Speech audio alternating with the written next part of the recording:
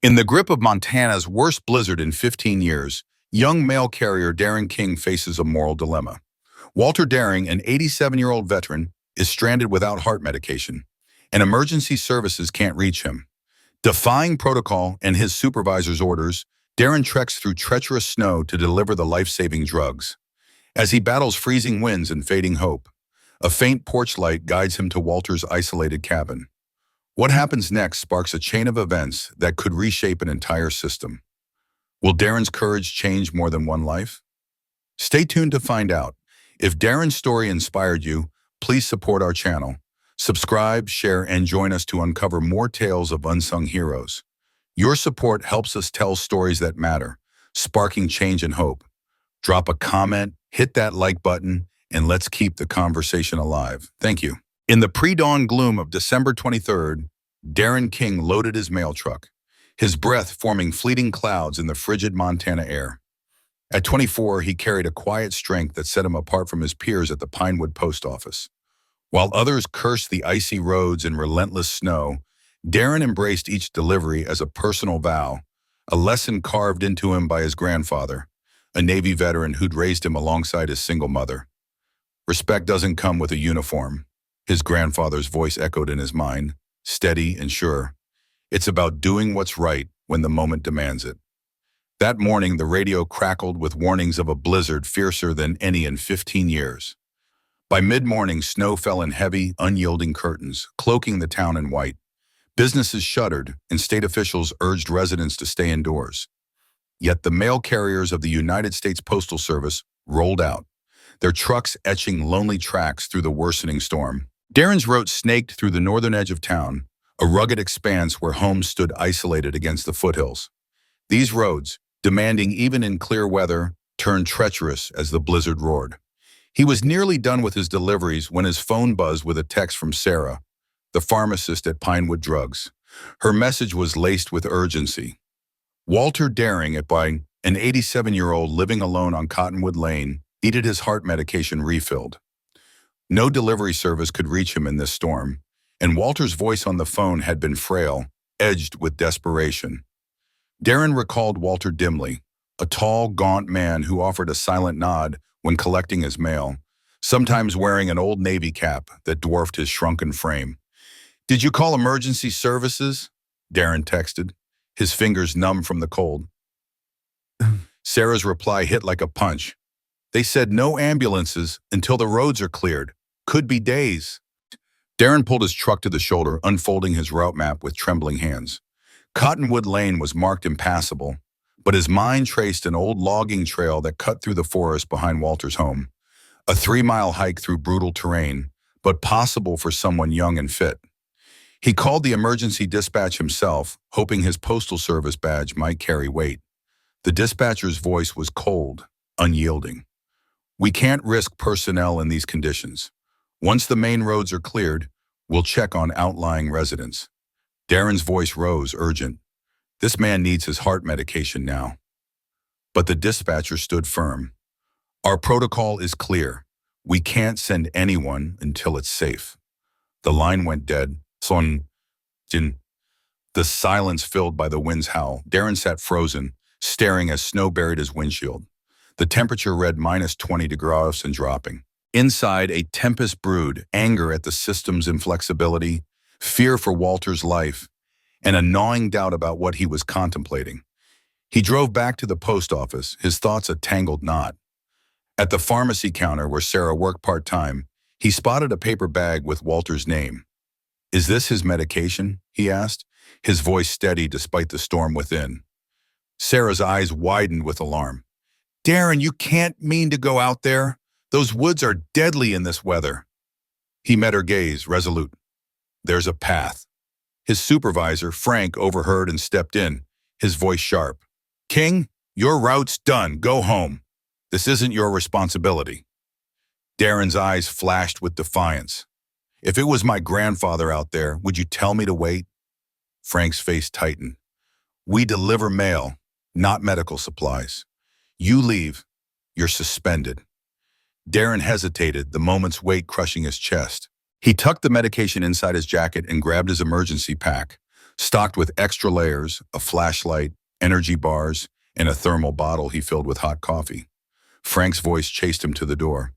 "I'm not joking, King." Darren paused, snow dusting his shoulders, and glanced back. "If Walter dies because we followed protocol, could you live with that?" "I couldn't."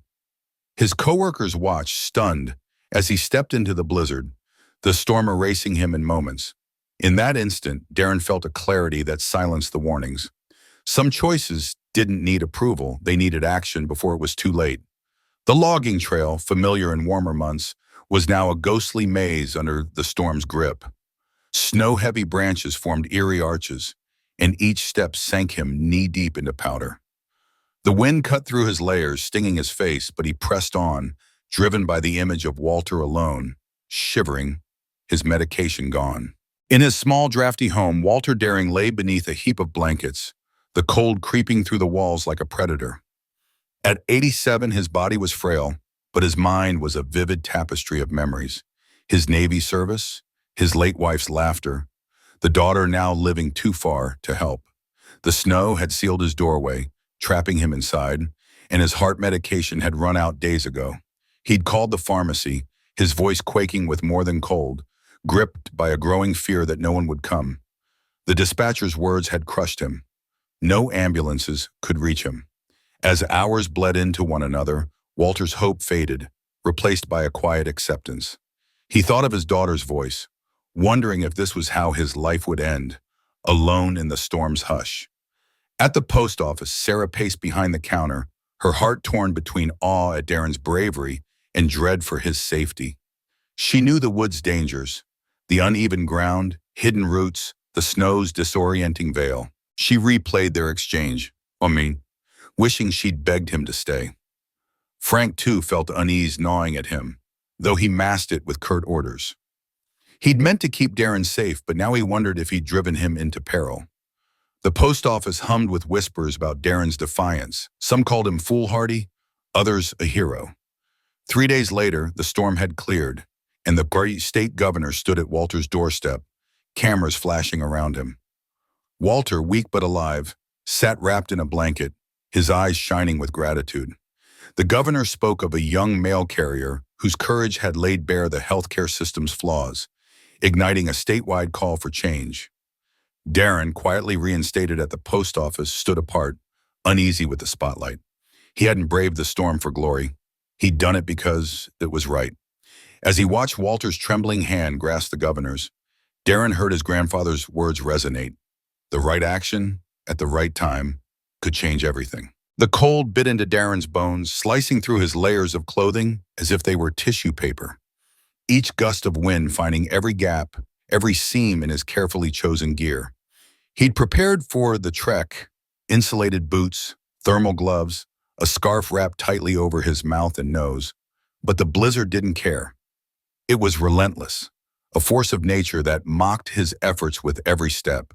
His legs burned, the muscles screaming after the first hour of slogging through knee-deep snow, each stride a battle against the unyielding resistance. By the second hour, his face had gone numb, the scarf now a frozen mask against his skin, offering little protection from the icy air that stung his lungs with every breath. Doubt crept into his mind, a quiet whisper beneath the howling wind. What if I'm lost? He pulled out his phone, fumbling with gloved fingers to check the GPS, but the screen showed nothing but a spinning icon. No signal, no trace of the world he'd left behind. Just an endless expanse of white terrain stretching beneath a leaden gray sky, swallowing any hope of civilization. His heart pounded, not just from exertion, but from the gnawing fear that he might be heading in the wrong direction, chasing a destination that existed only in his stubborn determination. As dusk crept in, the world dimmed, the last slivers of daylight fading into a murky haze. Visibility shrank to a few feet, the snow blurring into a disorienting void, and Darren's chest tightened, a mix of exhaustion and panic, his mind racing with thoughts of failure. What if I don't make it? What if he's already gone? But then, through the skeletal silhouettes of snow-laden trees, a faint yellow glow flickered, a lifeline in the gathering darkness. Walter's porch light. It was faint, barely cutting through the storm, but to Darren it was a beacon, a promise that he wasn't too late. His pulse quickened with a surge of hope, and he pushed forward, the ache in his legs momentarily forgotten. The cabin came into view, a small, weathered structure nearly buried under drifts of snow that pressed against its walls like a siege. The pristine white blanket surrounding it was untouched. No footprints, no signs of life. Darren's stomach sank. No one's been here in days. He trudged to the door, his breath clouding in the frigid air, and pounded with a gloved fist. "Mr. Deering," he shouted, his voice muffled by the scarf in the wind. "It's Darren King from the post office. I've got your medication." Silence, the kind that felt heavy, ominous, like the world holding its breath. He tried the handle, locked. His heart raced as he circled the cabin, desperation clawing at him. A window, slightly ajar, caught his eye. Snow and ice crusted its frame, but he scraped it away, his fingers aching as he forced it open wider. With a grunt, he hoisted himself through, tumbling into the cabin's interior. Inside, the air was nearly as cold as the storm outside, the chill seeping into his bones the moment he landed. The wood stove in the corner sat dark and lifeless, its iron surface coated with a thin layer of frost. Darren's eyes scanned the dim room, landing on a figure on the sofa, cocooned in a pile of blankets that looked like every scrap of fabric in the house. Walter Deering. His lips were tinged blue, his breathing shallow. Each gasp a labored effort that seemed to pull him closer to the edge. Darren's heart lurched, fear, guilt, and a fierce resolve crashing together. He's alive. Barely. "Mr. Deering, can you hear me?" he asked, kneeling beside the old man, his voice soft but urgent. Walter's eyes fluttered open, clouded with confusion at first, then sharpening with faint recognition. "Mail comes through," he rasped, his voice barely a whisper, cracked lips trembling. The words hit Darren like a punch, a reminder of the old man's stubborn faith in the world beyond his isolated cabin. Darren didn't hesitate. He moved with purpose, his exhaustion shoved aside by adrenaline. He found a stack of firewood by the stove and set to work, his hands shaking as he arranged kindling and struck a match. The flames caught slowly, casting a weak glow that pushed back the oppressive cold. He melted snow in a pot for water, carefully mixed Walter's medication as the instructions prescribed, and helped the old man take it, guiding the cup to his lips with steady hands. Each small sip felt like a victory, a defiance of the death that loomed in the room. As the cabin warmed, Darren scoured the place for anything useful. More blankets in a closet, a space heater that hummed to life after he reset the circuit breaker, a few cans of soup in the pantry. He heated the soup, the smell of warmth and sustenance filling the air, a stark contrast to the sterile cold. Walter's condition stabilized, his breathing growing steadier, the blue tinge fading from his lips. Darren's gaze drifted to the mantel, where a folded American flag rested in a wooden triangle case, its edges worn but proud.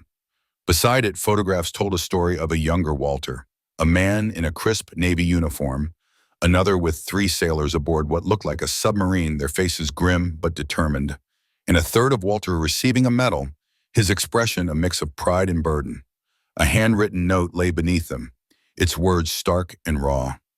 "I am ready, but if there's a chance, I want to live." Darren's throat tightened.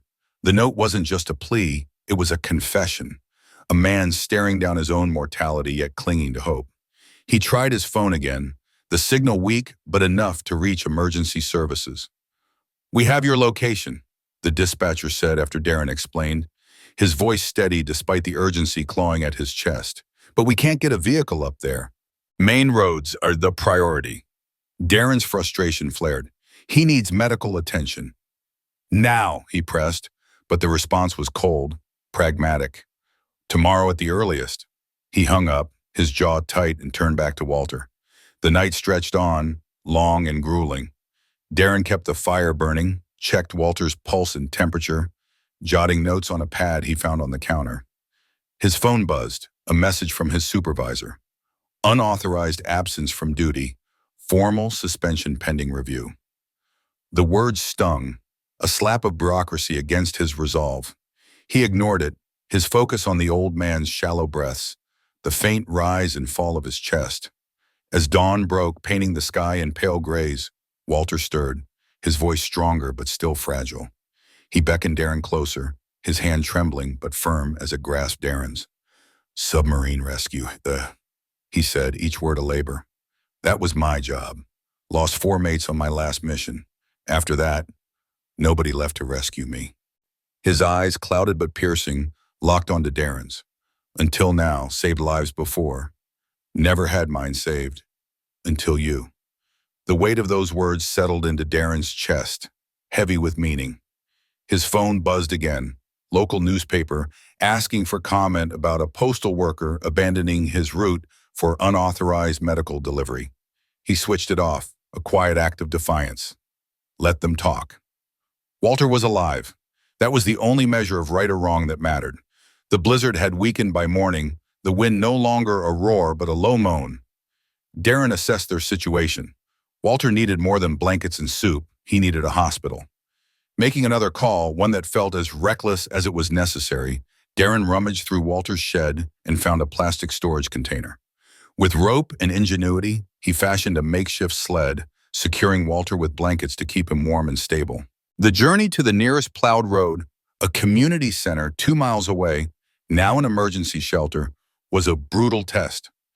Each step through the snow felt like dragging a mountain, his muscles screaming, his breath ragged. 4 hours later, they reached the center. Medical volunteers swarmed Walter, their hands quick and professional, while Darren collapsed into a chair, his body trembling from exhaustion, his mind a haze of relief and depletion. He'd done it. Against the storm, against the rules, against the odds, he'd kept Walter alive. No headline, no medal, no apology from his supervisor could match the quiet certainty in his chest. He'd made the right choice. Some heroes don't need accolades. They just need someone still breathing to prove it. As Darren regained enough strength to stand, his body still aching from the ordeal, he fumbled for his phone, his frostbitten fingers clumsy and stinging. His first thought was of his mother, her worry, her sleepless nights. He dialed her number, his voice hoarse but steady, reassuring her that he was safe, alive, and whole. The relief in her trembling response was palpable, though it carried an undercurrent of fear that lingered like a shadow. After hanging up, he checked his messages, his heart sinking as he scrolled through the flood of notifications. The news was grim. His supervisor had escalated the incident to levels Darren hadn't anticipated. A formal disciplinary notice loomed over him, its accusations stark and unforgiving. Abandonment of postal duties, unauthorized handling of medication, and reckless endangerment of a federal employee during a declared emergency. The punishment was immediate, suspension without pay, with the looming threat of termination. Each word in the notice felt like a punch to the gut, stripping away the pride he'd felt in his actions. The local news had already seized the story, spinning it into 2 opposing narratives. Some outlets hailed him as a hero, a lone postal worker braving a blizzard to save a life. Others painted him as a reckless vigilante, a man who'd thrown protocol to the wind and endangered himself and others. Online, the community was ablaze with debate. Comments flooded social media. Some called him brave, a symbol of selflessness. Others branded him foolish, arguing that rules existed for a reason, that his actions could have cost more than just his job. The weight of their judgment pressed on Darren's chest, a mix of validation and condemnation that left him questioning his own resolve. Had he done the right thing, or had he been reckless? The answer wasn't as clear as he'd hoped. When he arrived home, his mother was waiting, her eyes red and swollen from tears she hadn't bothered to hide. The sight of her broke something in him. "Why, Darren?" she asked, her voice cracking with a mix of love and exasperation. "Why do you always have to make things so difficult? You could have died out there. And for what? Your job might be gone now. For what?" Her words cut deep, not because they were harsh, but because they echoed his own doubts. He stood there, his coat still dusted with snow, searching for a way to explain what had driven him into the storm. "For a human life, Mom," he said finally, his voice low but firm, though the disbelief in his own words crept through. "That's what." Her silence was heavy, a mix of pride and fear she couldn't untangle. She pulled him into a hug, her hands trembling as she held him, as if to confirm he was really there. For 2 days, Darren holed up at home, nursing his frostbitten fingers in the growing dread of the official hearing that would likely end his career. The pain in his hands was nothing compared to the uncertainty gnawing at his mind. He avoided the reporters who called, their voicemails piling up with requests for interviews. He declined to make public statements, believing that what he'd done should speak for itself. Words felt inadequate against the reality of the blizzard, the freezing wind, and the life he'd pulled back from the edge. Yet, as he sat in the quiet of his small apartment, the world outside seemed to roar with opinions about him, none of which he could control. Across town in a brightly lit government building, the governor of Montana stood before a room of officials and reporters, delivering an emergency briefing on the state's response to the blizzard. Charts and graphs flashed across screens, boasting cleared roads, restored power, and answered emergency calls, a textbook success by every measurable standard. The room buzzed with self-congratulation, a sense of triumph over nature's fury. But midway through, the governor paused, his face shifting from professional composure to something heavier. He removed his glasses, the gesture deliberate, and pulled a worn envelope from his pocket. The room fell silent, sensing the weight of what was coming. "Before we continue patting ourselves on the back," he said, his voice cutting through the air, "I'd like to read something." He unfolded a single sheet of paper, its creases worn from careful handling. "This was hand-delivered to my office this morning by a veteran I had presumed was among our weather-related casualties," he began. His voice was steady but laced with emotion as he read, "I served this country for 26 years. I rescued men from damaged submarines in waters cold enough to kill in minutes. I never left anyone behind. Yet when I needed help, your systems abandoned me. Your protocols nearly killed me. I am alive today not because of your emergency response, but because a young man delivering mail decided I was worth saving, even at the cost of his job. If your laws and regulations don't protect the people who protect people like me, then I have lost faith in the country I once risked everything to defend." The letter was signed Walter Daring, Chief Petty Officer, retired United States Navy. The words hung in the air, heavy and unshakable. The governor's expression was grave as he looked up from the page. "I visited Mr. Daring personally this morning," and he continued. "What he described was a systemic failure that no amount of statistical success can obscure." His voice carried a quiet resolve, a determination to right a wrong. "Tomorrow I will be signing Executive Order 413, establishing the Veteran Emergency Protocol, requiring priority response to at-risk veterans during weather emergencies, regardless of logistical challenges." He paused, locking eyes with the cameras. "Additionally, I am ordering the full review of our emergency response procedures, particularly for rural and isolated residents.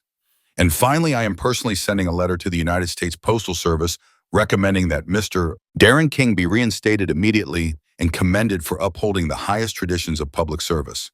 The next day, as Walter lay in a hospital bed, his body weak but his spirit unbroken, Darren found himself at a small ceremony, standing awkwardly in his freshly pressed postal uniform. The call from his supervisor had come that morning, apologetic and rushed, reversing his suspension with a tone that bordered on reverence. As the governor shook his hand before a small crowd of reporters and officials, Darren felt the weight of the moment, a mix of pride and disbelief. The applause was warm but fleeting, and when it faded, Walter, seated nearby in a wheelchair, motioned him closer. The old sailor's eyes were sharp, his voice a low rasp. "First time in my life," he whispered, a faint smile breaking through his weathered face. "I was saved by someone who wasn't even in uniform."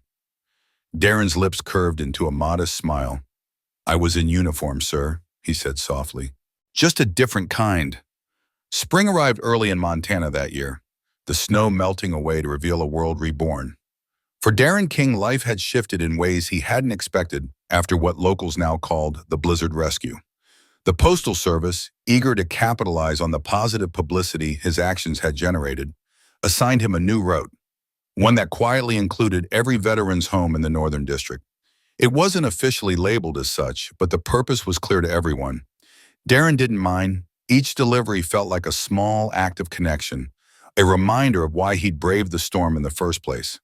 The weight of that day lingered in his heart, not as a burden, but as a quiet affirmation that one person's choice could ripple outward, rewriting not just policy, but the way a community saw itself. The winter wind howled through the remote hills where Walter Daring's cabin stood, a solitary outpost in a sea of snow and pine. For years, Walter had lived there, a retired Navy veteran whose days were marked by quiet routine and the weight of memories from a life at sea. The isolation suited him, or so he told himself, though the ache of solitude sometimes crept in, uninvited, like the cold seeping through the cabin's aging walls. His only regular connection to the outside world was Darren, the mail carrier, whose truck rumbled up the winding road each day. Darren's visits, brief as they were, had become a lifeline, not just for the letters and packages he brought, but for the fleeting moments of human connection they offered. Walter, a man of few words, felt a quiet gratitude stir in his chest each time he heard the familiar crunch of tires on gravel. It was as if Darren's presence reminded him that he wasn't entirely forgotten, that the world still turned beyond his lonely porch. Darren, for his part, approached his route with a steady sense of duty, though he'd never admit how much those moments with Walter meant to him. He was a man who moved through life with quiet efficiency, his days filled with the rhythm of sorting letters and navigating rural roads. But there was something about Walter's weathered face, the way his eyes lit up just a fraction when Darren handed him his mail, that made the extra miles and time feel worthwhile. Darren didn't see himself as anything special, just a guy doing his job, but in those brief exchanges, he felt a purpose deeper than the paycheck. He carried Walter's prescriptions, his letters, and sometimes a bit of news from town, and in return, he carried away a sense of having done something that mattered. Those moments, shared over a thermos of coffee on Walter's porch when the weather was kind, became the heartbeat of his day, a quiet reminder that even the smallest acts could ripple outward. Walter's cabin, once a drafty shell, had been transformed by a veteran support organization that saw his story in a local paper. They descended on his home with purpose, installing thick insulation to keep out the bitter cold, a backup generator to fend off power outages, and a satellite emergency beacon that could summon help if the worst came to pass. The upgrades were practical, but to Walter, they were a quiet affirmation that someone cared. He didn't seek the attention that followed, a local celebrity status that felt foreign to a man who preferred the company of his own thoughts. Yet, he couldn't deny the warmth it brought. On clear days, he took to sitting on his porch, his eyes scanning the horizon for the familiar white mail truck. It wasn't just the mail he waited for, it was the chance to share a story, to unspool a memory of his days aboard a submarine, navigating the silent depths or docking in far-flung ports. These weren't tales of glory or heroics, but quiet reflections on the bonds forged in service, the weight of duty, and the unexpected turns of a life that had led him to this remote corner of the world. Darren listened, his thermos steaming in the chilly air, and in those moments, Walter felt seen, not as a hero, but as a man whose life still held meaning. Inside the cabin, Walter's writing desk bore two framed photographs, each a window into a different chapter of his life. The first captured his submarine crew from decades ago, a group of young men with stern faces standing proud before their vessel. Their eyes held the weight of youth and responsibility, a reminder of the camaraderie that had carried Walter through his naval years. The second photo was newer, a candid shot of Darren, his mailbag slung over his shoulder, a faint smile tugging at his lips as he handed Walter a prescription bag. Between the two frames sat a small brass plaque, its words carefully chosen and engraved by Walter's own hand. To be rescued is fortune, to be remembered is miracle. The words were more than sentiment. They were a testament to the quiet bond that had grown between the two men, a bond that had saved Walter in ways he hadn't expected. Far beyond the cabin, the impact of Walter's story rippled outward. The governor, moved by what had happened during a brutal blizzard when Darren braved treacherous roads to deliver Walter's medicine, turned his promises into action. What began as an executive order became state law, establishing dedicated emergency response teams trained to reach isolated veterans in times of crisis. These teams were equipped with specialized gear, ready to navigate snow-choked roads or flooded valleys to ensure no one was left behind. The idea spread like wildfire, with Wyoming, Idaho, and the Dakotas passing similar laws within months. Walter's story had become a beacon, a reminder that systems could be built to care for those who had served long after their uniforms were packed away. Walter's mailbox, once a quiet repository for bills and circulars, began to fill with letters from veterans across the country. Some had read about him in newspapers, others through whispered stories passed along in VFW halls. Their words poured out on paper, tales of their own isolation, their struggles to find purpose in a world that often seemed to move on without them. Some offered support, others simply sought connection, a chance to be heard. Walter read each letter with care, his heart heavy with recognition.